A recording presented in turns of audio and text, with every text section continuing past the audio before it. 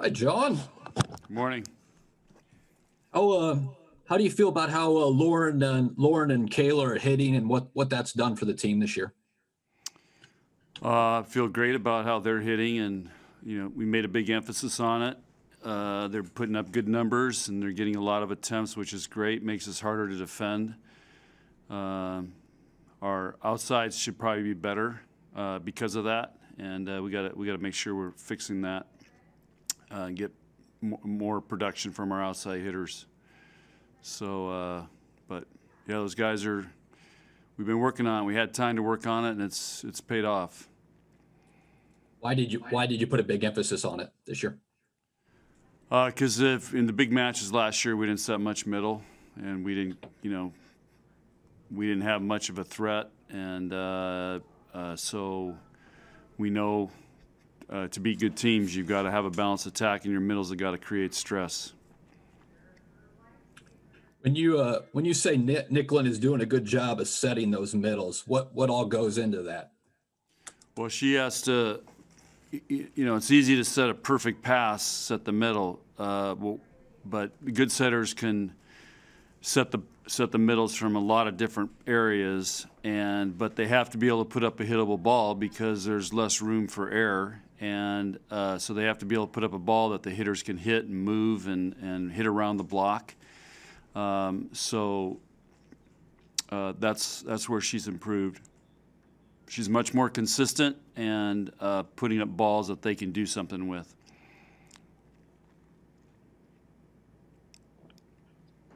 John, what's the biggest challenge that a freshman defensive specialist faces when they make the jump to college volleyball? Passing. Just the level of serving is so much tougher, and can they pass consistently over time? And do a good job on that. So that's to be the first thing. And then the second thing is, most freshmen, they don't understand how tough they need to serve. So that would be the second thing.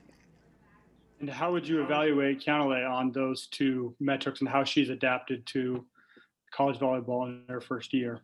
Yeah, she's doing an awesome job for us. Really, really pleased with how competitive she is, and she battles. And so she's been, I think, has up to this point has done a really nice job for the role that we've created for her.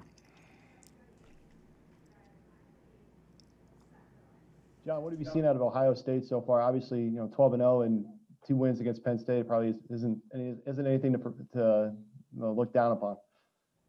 Well, 12-0 in the Big Ten is going to get a lot of people's attention. They've got a new coach who's has done a great job with them. They returned all their players, and they added a great freshman, Londant. So they're loaded. They've got firepower. They got a setter who's very active, so we got to deal with that. You got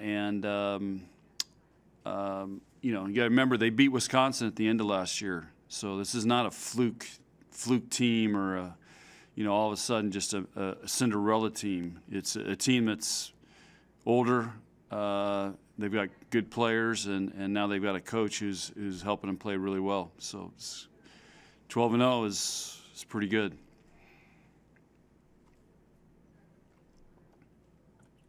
John, with Kayla, has her blocking gone from something that was a concern to something that is something good? Yes, she's really, really improved, and she's understands our system and how we're trying to play and how our blocking defense is, and she's really we've seen a lot of improvement in practice, and it's transferring into matches now. So it's pretty cool to see. Is that pretty impressive for somebody her size? Yeah. She trains hard. She works really hard. She watches videos. So I mean, she's doing everything you have to do to become a great blocker. I mean, that's tough skill. You guys have heard me talk about that before. And she's not. Sometimes we think, oh, that's the biggest, tallest players that are the best blockers. She's smaller. She technically has to be really good, and I think has really embraced that and is focused on technically and fundamentally doing a good job.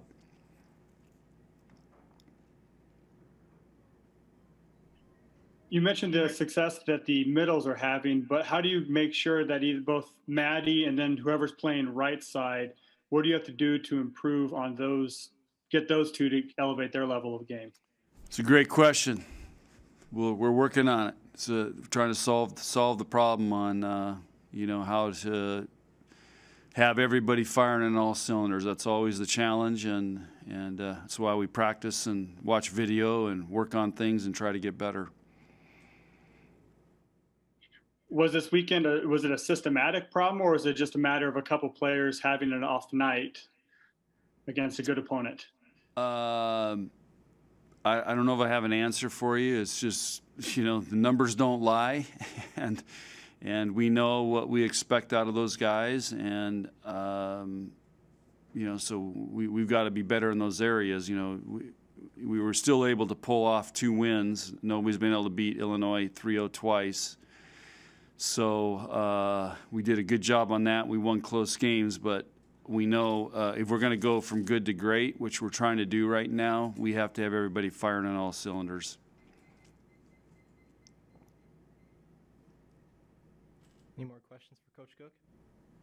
Another question about Keonale. How much did it help her with the transition, having that extra semester during the fall to kind of adapt and get ready for the Big Ten season that started in January? Yeah, I think for her, volleyball-wise, I think the transition was pretty fast for her and pretty easy. I mean, she's Hawaiian. They've grown up around the game. Her mom played. You know, so that part was easy. I think what helped her was moving here from Hawaii and having a chance to go through a semester to acclimate to Nebraska, to being away from home, even though it was COVID, which made it really tough, but she was able to work through that.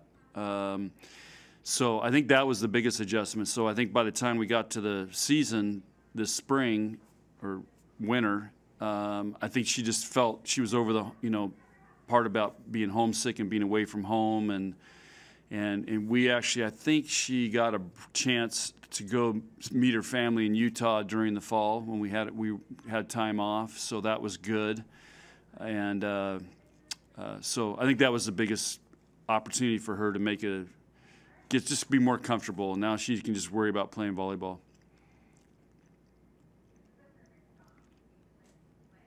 All right. No more questions. We will bring in Keonale in a little bit. Thank you. Okay, thanks, guys.